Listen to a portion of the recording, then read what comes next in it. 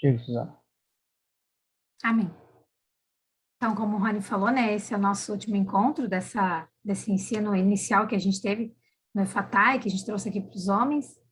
E nós vimos aqui o que é salvação, o que significa a salvação, como que nós somos salvos através de Cristo, né?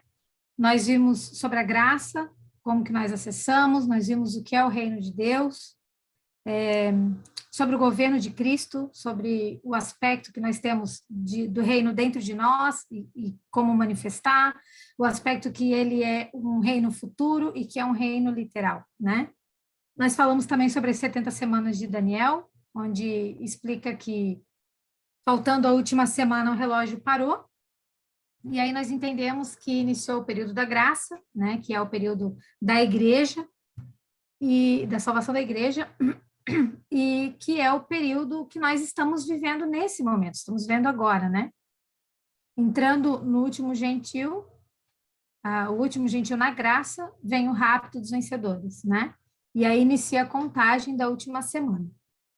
O rapto, ele libera a contagem da última semana. O rapto, ele não é a mesma coisa que a volta de Jesus, que é a vinda de Jesus, né? Segunda vinda. Ele acontece, quando acontece o rapto, o relógio volta a funcionar, o relógio que a gente falou sobre, no tempo das 70 semanas de Daniel, que a gente falou, e aí muda todo o cenário da situação, a igreja, ela deixa de ser o foco, como está sendo agora, e volta a ser os judeus, né? Porque os fatos, a partir do rapto em diante, é o período da grande tribulação. Então, passam a acontecer ali as coisas a partir de Jerusalém. Jerusalém é o ponto que marca todos os acontecimentos, né? Então, quando os últimos 7 anos iniciam, vai haver um tempo de paz, de bonança, a Bíblia diz, né? São 3 anos e meio. É uma falsa paz, a gente sabe, porque o anticristo ele fará uma aliança com o mundo inteiro. Isso a partir de Jerusalém, né? Esse tempo de paz nós também sabemos que é para os judeus, essa paz ou falsa paz, né? Porque a igreja, ela, desde a sua existência, ela nunca teve paz, ela sempre foi perseguida e ela sempre será perseguida, né? A gente não percebe isso aqui onde a gente vive, porque aqui não tem esse tipo de perseguição, né? O tipo de perseguição que acontece aqui no Brasil, por exemplo, nem se compara, né? É brincadeira diante de tudo que o mundo já viu.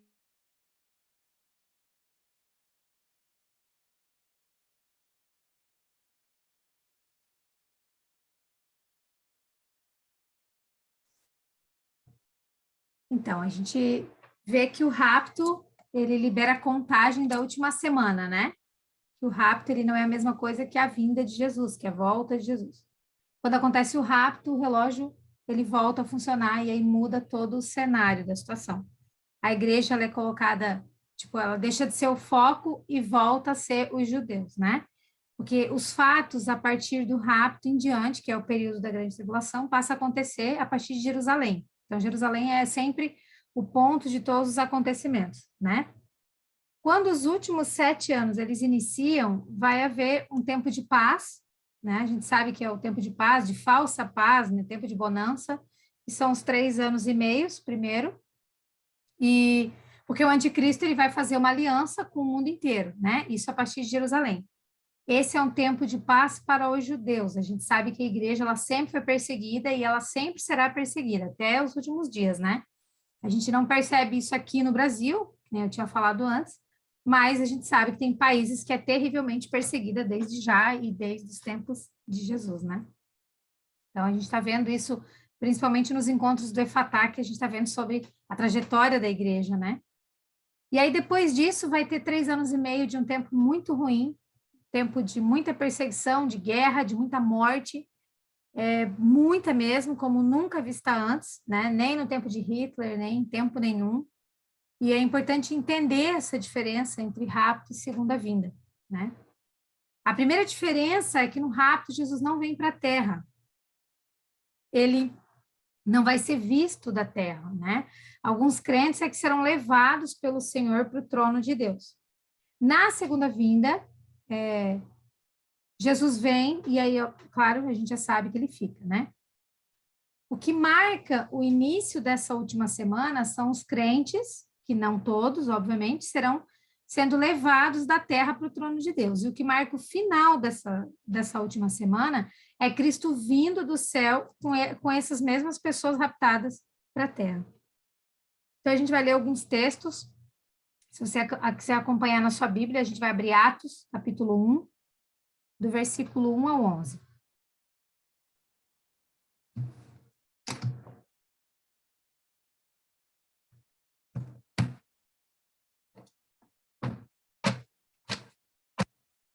Vou ler, tá? Então, aqui, nessa mensagem, Jesus, depois de ter ressuscitado, ele teve 40 dias com os discípulos, né? Ele ensina, ele fala as coisas a respeito do reino de Deus, enfim. E aí chega o momento em que ele foi assunto, ele subiu aos céus. E isso ocorreu diante dos olhos de todas as pessoas que estavam ali naquele momento.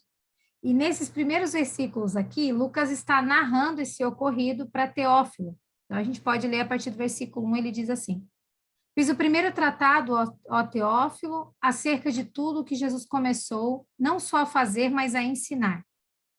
Até o dia em que foi recebido em cima, depois de ter dado mandamentos pelo Espírito Santo aos apóstolos que escolhera. Aos que também, depois de ter padecido, se apresentou vivo com muitas infalíveis provas, sendo visto por eles por espaço de 40 dias e falando das coisas concernentes ao reino de Deus. E estando com eles, determinou-lhes que não se ausentassem de Jerusalém. E aí Jesus diz, mas que esperassem a promessa do Pai, que de mim ouvistes. Porque, na verdade, João batizou com água, mas vós sereis batizados com o Espírito Santo, não muito depois destes dias.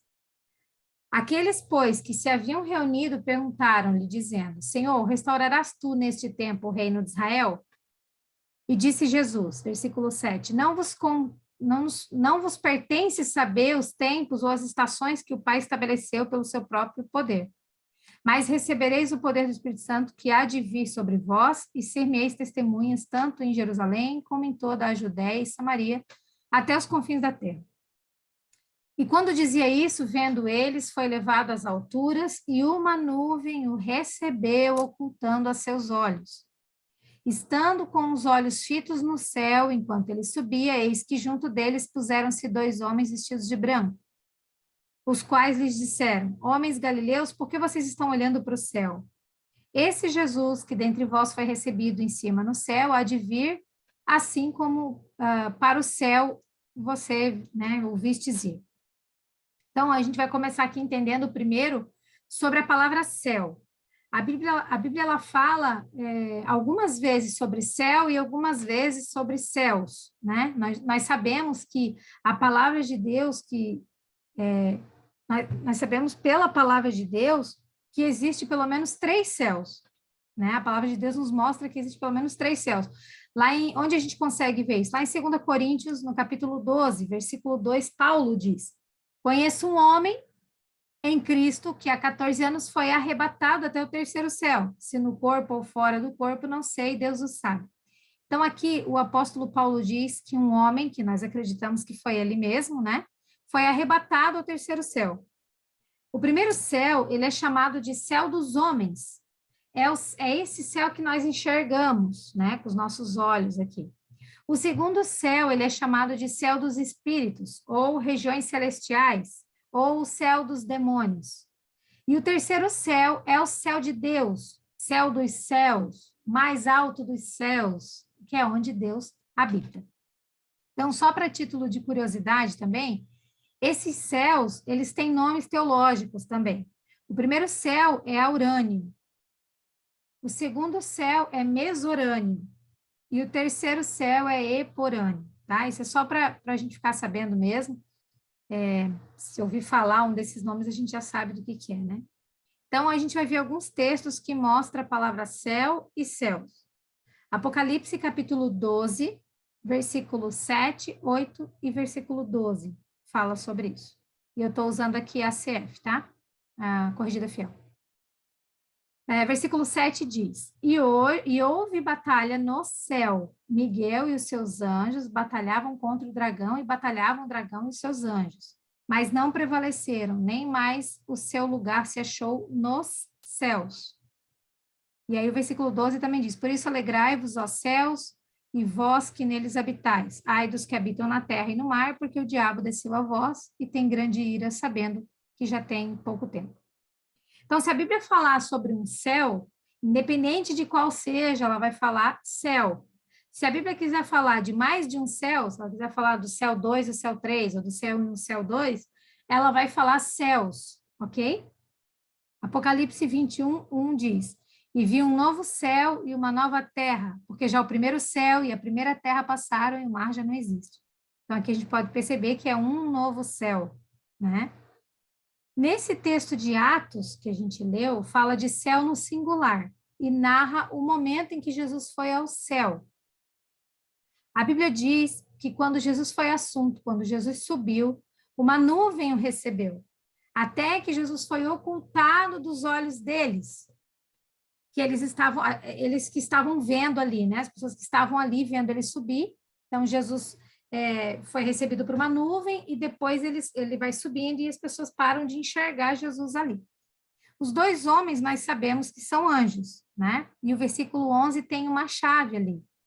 Ele fala assim, assim como. Esse assim como, ele significa da mesma maneira, do mesmo jeito, igualmente, né? Então, Jesus virá da mesma maneira, do mesmo jeito em que ele foi. Então, nós precisamos saber como ele foi, né? Aqui nesse texto diz que ele subiu e foi ocultado aos olhos daqueles que estavam ali vendo ele subir. O versículo 12, na sequência ali, eu não li, mas na sequência do mesmo texto, diz que depois disso os discípulos desceram do Monte das Oliveiras. Então, do mesmo jeito que ele foi, ele vai voltar. Então, nós já sabemos que Jesus voltará no Monte das Oliveiras. Ele não virá no Brasil, nem na Europa, nem nos Estados Unidos, mas todo olho verá. Jesus sobe em dois aspectos, ou duas fases ali, né? A primeira fase, Atos nos dá a resposta.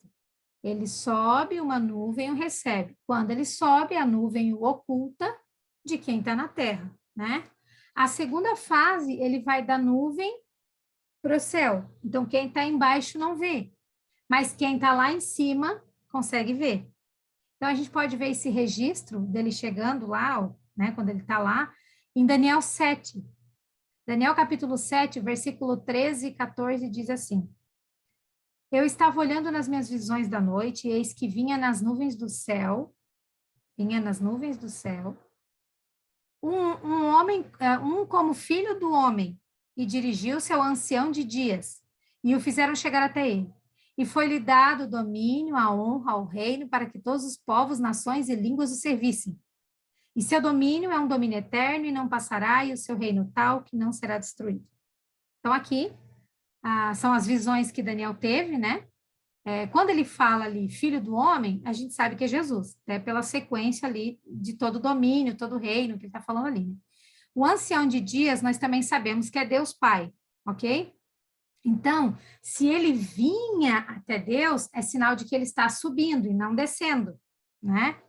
Essa palavra ali vinha, ou dependendo da tradução veio, né, ouvindo nas nuvens, ela mostra que Jesus estava vindo onde ele estava, o próprio Daniel. Ou seja, Daniel foi arrebatado aos céus em espírito quando ele teve essa visão. Daniel registra da nuvem para cima, onde já não se vê mais da terra. Se Daniel estivesse olhando da terra, ele teria dito, eu vi indo, ia na nuvem, foi na nuvem, né? Mas, tipo, e eis que ia nas nuvens, indo nas nuvens, né? Além disso, obviamente, Daniel estava no céu, porque ele vê o trono de Deus.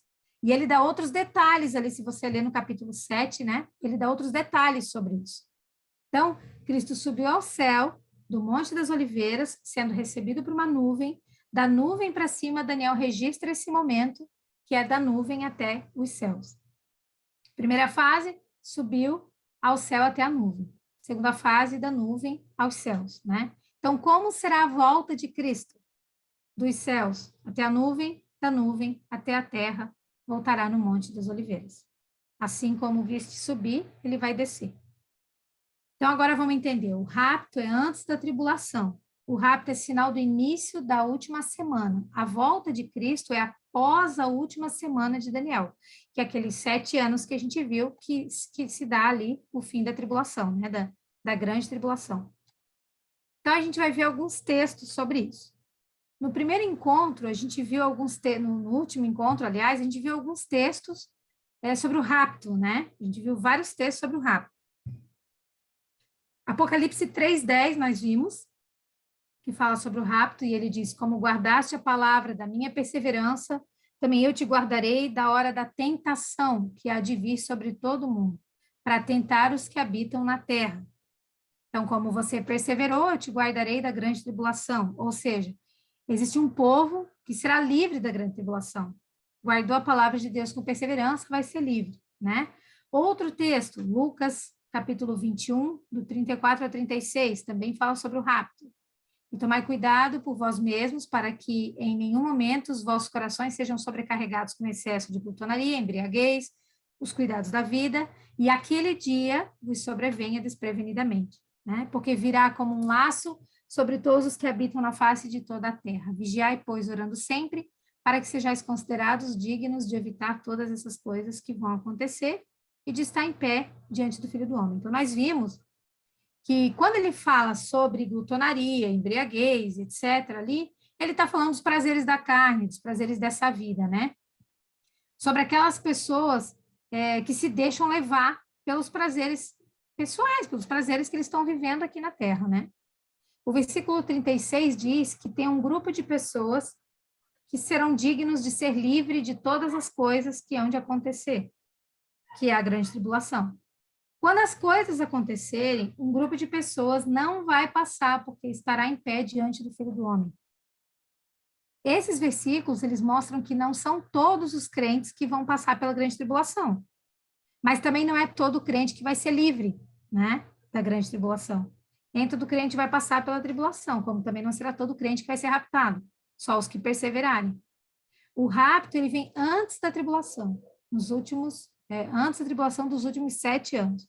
Ou seja, alguns serão livres dessa grande tribulação e outros enfrentarão a grande tribulação. Então, a gente pode ver também a segunda vinda de Jesus, o texto de Mateus 24, do 29 ao 30, ele fala, e logo, depois da aflição daqueles dias, o sol escurecerá, a lua não dará sua luz, as estrelas cairão do céu, as potências do céu serão abaladas, e então aparecerá no céu o sinal do Filho do Homem, e todas as tribos da terra se lamentarão e verão o Filho do Homem, vindo sobre as nuvens do céu. Olha o que a gente leu em Atos, né? Vindo sobre as nuvens do céu, com poder e grande glória. Então, logo depois da aflição, a gente sabe que a aflição é a tribulação, mostra que a aflição ela vem primeiro, né? E mostra que a tribulação acontece antes da vinda, inclusive, e depois o sol escurecerá e a lua não dará a sua luz. Então, ou seja, depois disso aparecerá no céu o sinal do Filho do Homem. As tribos da terra se lamentarão e verão o Filho do Homem. Quem são? A nação de Israel e a Terra Santa, né? Quando Cristo voltar, todas as tribos de Israel se arrependerão e lamentarão. Então, a gente pode ver também em Zacarias, capítulo 12, versículo 10 e 11, fala sobre isso, que tá, a respeito da volta. Mas sobre a casa de Davi e sobre os habitantes de Jerusalém, derramarei o espírito de graça e súplica. E olharão para mim, a quem transpassaram, e prantearão sobre ele como quem pranteia pelo filho unigênito, e chorarão amargamente por ele, como se chora amargamente pelo primogênito. Naquele dia será grande o pranto em Jerusalém. Esse é aquele momento que a gente também já falou, já viu outras vezes, que será um momento muito triste, que é quando os olhos, né, e o entendimento dos judeus serão abertos novamente, e os judeus vão ver que eles rejeitaram o Messias. Esse será o momento, né, que narra aqui em Zacarias. Outro texto também que fala sobre a volta de Jesus é Apocalipse 1:7, e ele diz, eis que vem com as nuvens, e todo olho verá, até mesmo os que os transpassaram. E todas as tribos da terra se lamentarão sobre ele, sim, amém. Então, essa é a volta de Cristo, voltando nas nuvens, né? Nós vimos também no último encontro, Mateus 24, lá no versículo 44, que ele fala do rapto. Assim também vocês precisam estar preparados, porque o Filho do Homem virá numa hora em que vocês menos esperam. como também Apocalipse 16:15 fala, eis que venho, como vem o ladrão. Bem-aventurado aquele que vigia e guarda suas vestes para que não ande nu e não se veja a sua vergonha. Então, lembrando que quando a Bíblia ela ensina sobre essas coisas, né, ela está falando para crente, para a sua igreja, né, principalmente Apocalipse, que foi escrita para a igreja, né. O não convertido, é claro que não vai entender absolutamente nada disso, né. Então, o que a gente está vendo nesse momento são textos com as diferenças entre rapto e segunda vinda, né. Vamos lá, outro texto também que a gente viu sobre o rapto foi Marcos 13, a partir do 32, que ele diz: mas aquele dia e hora ninguém sabe, nem os anjos que estão no céu, nem o Filho, senão o Pai. Olhai, vigiai e orai, porque não sabeis quando chegará o tempo. Então, não existe data nem hora marcada para o início do fim, né? A gente não deve acreditar quando ouvir alguém trazendo uma data, um sonho, uma profecia sobre isso. A Bíblia diz que ninguém sabe quando vai acontecer. Então, é importante a gente ter esse entendimento, né? Continuando ali, no versículo 34, ele diz: é como se um homem partindo para fora da terra deixasse a sua casa e desse autoridade a seus servos e a cada um a sua obra e mandasse que o porteiro vigiasse. Vigiai, pois, porque não sabeis quando virá o Senhor da casa, se à tarde, à meia-noite, se ao cantar do galo, se pela manhã, para que, vindo de improviso, não vos ache dormindo. E as coisas que vos digo, digo a todos, vigiai. Então, Jesus partiu e deixou a cada um a sua obra. Quem vai no rapto? Todo aquele que for achado fazendo o que ele chamou para fazer.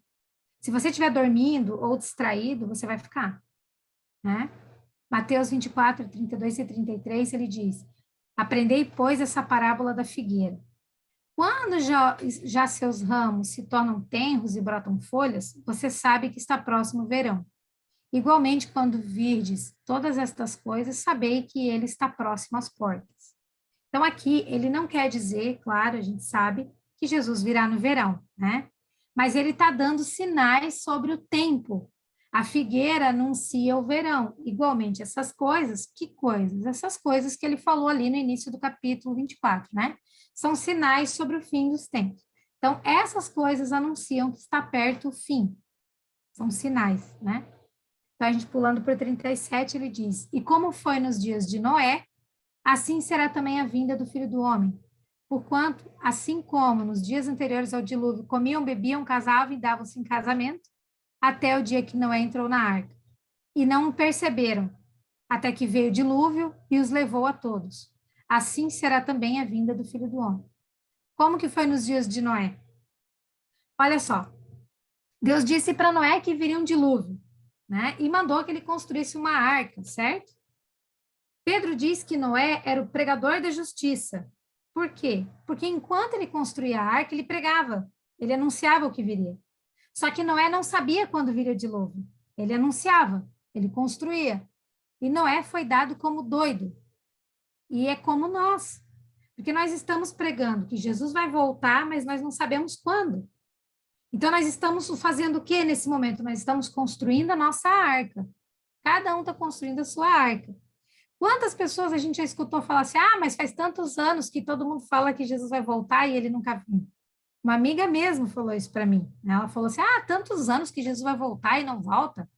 Acho que nem é isso aí. Ela nem disfarçou. Ela falou assim na lata mesmo. Então, nós somos vistos como os doidos, como Noé era visto. Imagina Noé construindo uma arca. Só que aí é que tá. Noé construía a arca com qual expectativa? De que viria naquele dia. Então, todos os dias ele dizia assim: será que é hoje? Será que é hoje que vai vir? E é assim que nós temos que ser. Será que é hoje? Será que é hoje o grande dia, né, do arrebatamento? E olha o que diz em Gênesis 7. A partir do versículo 1 ele fala assim: depois disse o Senhor a Noé: entra tu e toda a tua casa na arca, porque tenho visto que você é justo diante de mim nessa geração. Olha isso. Aí pula para o 4, ele diz: porque passados ainda 7 dias, farei chover sobre a terra 40 dias e 40 noites, e desfarei de sobre a face da terra toda a substância, toda a vida que fiz, né? Quando Noé entra na arca, ainda não está chovendo. Ou seja, quando Noé entra na arca, ainda não vem fim. O versículo 7 diz: Noé entrou na arca e com ele entrou os filhos, a mulher dos filhos, por causa da água do dilúvio. Aí no versículo 8 ele diz, dos animais limpos e dos animais que não são limpos, das aves, todo réptil, tarará, tarará, ele fala ali, entrar de dois em dois, junto na arca de Noé. Macho, fêmea, né, como Deus ordenar. Versículo 10 ele diz assim, e aconteceu que passados 7 dias, lembra sobre as semanas? Significa 7? Passados 7 dias, vieram sobre a terra as águas do dilúvio. Depois que Noé entrou na arca, passam 7 dias e aí é que vem o dilúvio. Isso tipifica a última semana de Daniel. Só que como foi, né, como foi nos dias de Noé, vai ser tudo igual, tarará, como a Bíblia fala. Só que na época de Noé foi 7 dias para vir o dilúvio. E agora serão 7 anos. Então, como era a geração de Noé? Comiam, bebiam, davam-se em casamento, prazeres da carne, perversão sexual, a mesma semelhança, né? A Bíblia diz ali no versículo 39 de Mateus 24 que as pessoas não perceberam nada até que veio o dilúvio. Isso aponta para o rapto. Ok? Isso aponta para o rapto. No meio daquela geração perversa, tinha um justo que entrou na arca. Na nossa geração, o justo vai entrar. E vai ficar 7 dias na arca celestial, até que o fim venha. Esses que serão levados irão reinar com Cristo. Outra coisa que se observa, né, na vida de Noé, em paralelo à nossa vida, é que o dilúvio ele só veio depois que Noé terminou a arca. Terminou a obra, que é a missão dele. Quando terminamos a nossa obra, a nossa missão, ele virá. Então, tem a mesma semelhança. Então, relembrando aqui, rapto, ninguém sabe quando será, né? Apocalipse 16:15 diz que ele virá como um ladrão. Inicia 7 anos, que é a grande tribulação, que representa a última semana de Daniel, e aí vem a segunda vinda de Cristo. Na segunda vinda de Cristo, nós temos uma informação de quando vai acontecer. A Bíblia deixa um fica-dica para a gente. 1 Tessalonicenses, capítulo 4, do 15 ao 17, ele está falando da vinda do Senhor. E aí ele fala no 15, dizemos, pois, a vós, pela palavra do Senhor, que nós, os que ficarmos vivos para a vinda do Senhor, não precederemos os que dormem.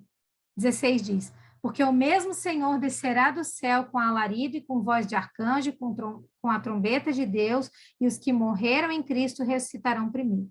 Depois nós, os que ficarmos vivos, seremos arrebatados juntamente com ele nas nuvens, a encontrar o Senhor nos ares. E assim estaremos sempre com o Senhor. Então, perceba que eles irão ao encontro de Jesus, eles não vão para o céu, eles vão ficar nas nuvens, eles se encontram com Jesus nos ares, isso já é o final dos 7 anos. Jesus está voltando, os mortos são ressuscitados, os vivos são transformados e vão se encontrar nas nuvens com Cristo. Esse pessoal é o que passa pela tribulação, é a igreja que passa pela tribulação. E esse texto, ele tem um sinal importante ali. Ele fala no versículo 16 sobre a trombeta, né? Lá no livro, a gente precisa linkar esse texto com o texto que está em 1 Coríntios, capítulo 15, versículo 51. Tem o mesmo texto, só que com outro detalhe. Ele fala, eis aqui vos digo um mistério. Na verdade, nem todos dormiremos, mas todos seremos transformados. No momento, num abrir e fechar de olhos, ante a última trombeta.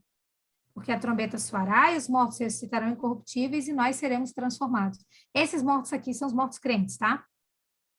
O detalhe que a gente percebe nesse texto agora é que ele diz que essas coisas acontecerão no tocar da última trombeta. Então, agora a gente já tem um sinal para a vinda de Cristo. É depois da última trombeta, no tocar da última trombeta. Para quem já leu Apocalipse ou passeou por ali, né, sabe que existem 7 selos, dentro do último selo tem 7 trombetas, e dentro da última trombeta tem 7 taças. A gente não vai entrar nisso agora, mas é só para a gente entender a sequência aqui. Então, os selos, eles são abertos, e no último selo, quando abre, tem as trombetas. As trombetas são tocadas uma a uma, numa sequência. Na última trombeta, as 7 taças são derramadas todas juntas, não é mais uma a uma, é todas juntas, né? E a Bíblia diz que elas são as 7 taças da ira de Deus. Ou seja, a ira de Deus vai ser derramada sobre a terra depois da grande tribulação.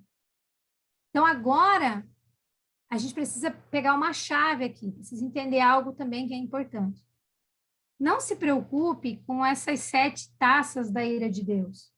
De repente você pensou em alguém, puxa, mas tem aquela pessoa que é crente, mas está afastado, né? Como é que vai ser? Porque eu vou reinar com Cristo, mas e aquela pessoa, né?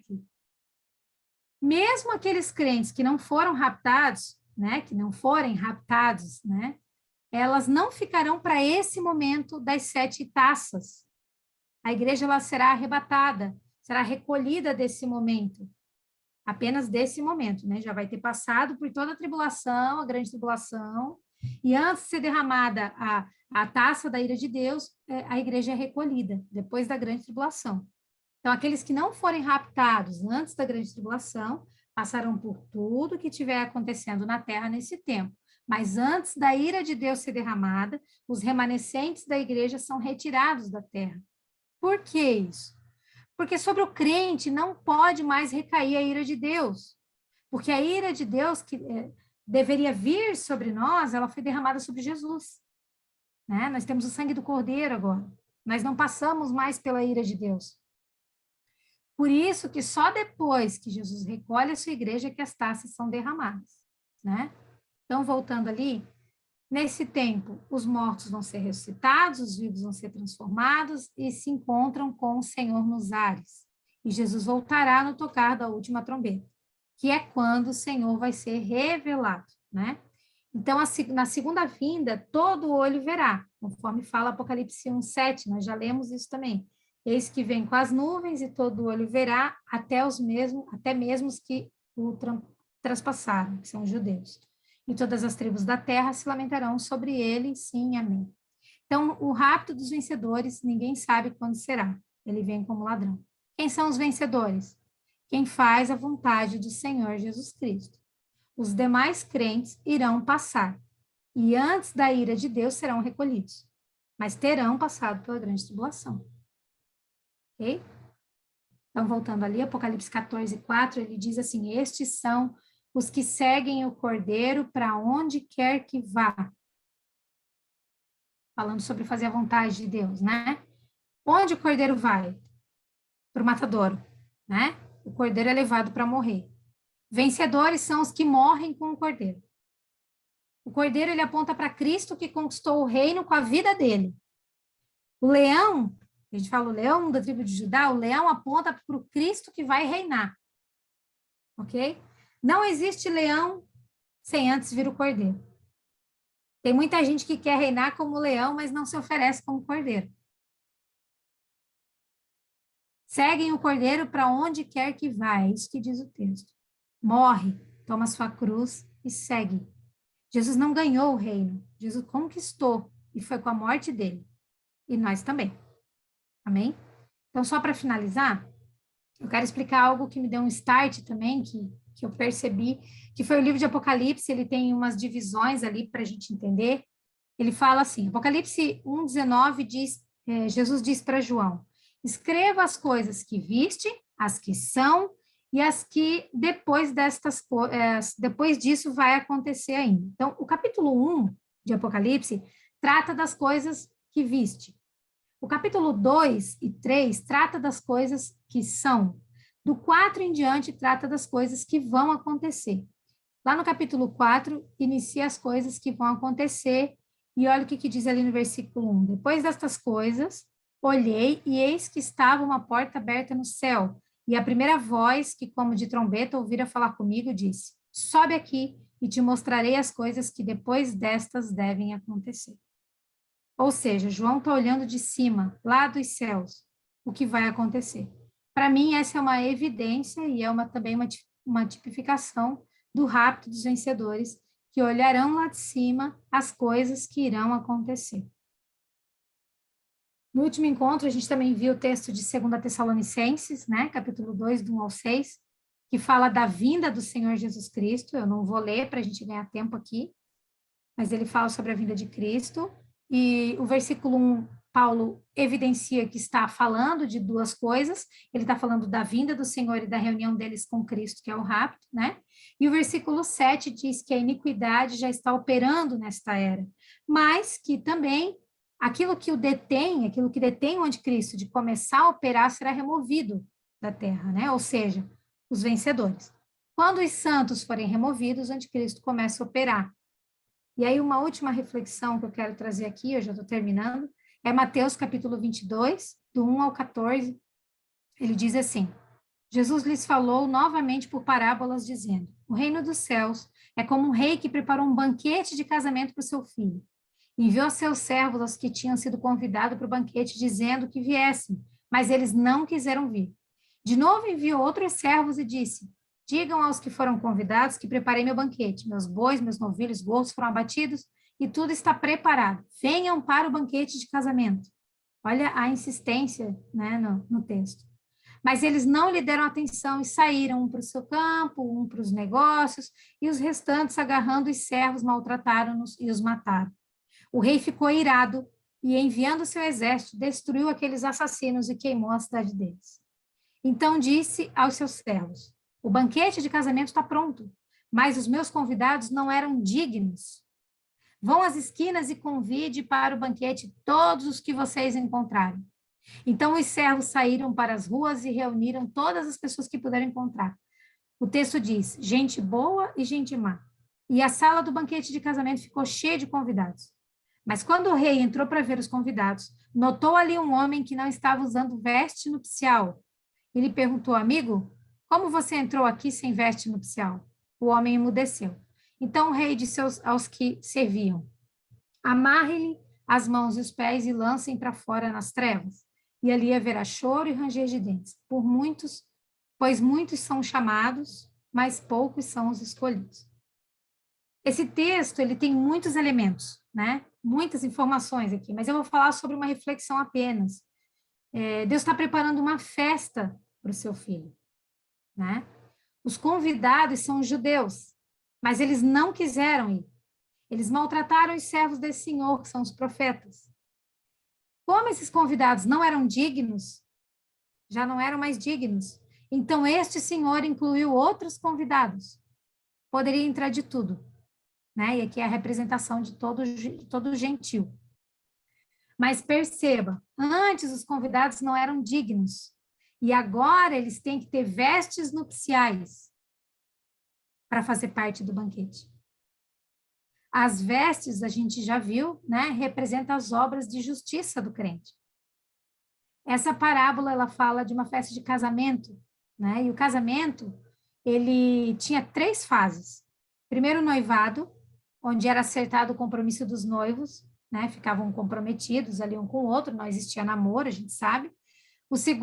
A segunda parte é o casamento, quando ocorria, né, então o encontro do noivo com a noiva, a cerimônia, a efetivação, né, desse casamento, dessa união.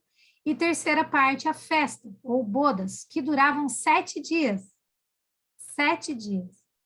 No livro de Juízes relata a festa de casamento de Sansão, que durou 7 dias, né? Então, aqui tipifica com a igreja de Cristo. Primeiro, o noivado, onde nós estamos prometidos com o noivo. Segundo, o casamento, quando o noivo vem ao encontro da noiva, e só irá quem estiver com vestes nupciais. E terceiro, é a festa ou bodas, que são 7 anos de festa no céu, as bodas do Cordeiro. Só vai participar quem tiver parte com Cristo, ou seja, os vencedores. Amém? Glória a Deus.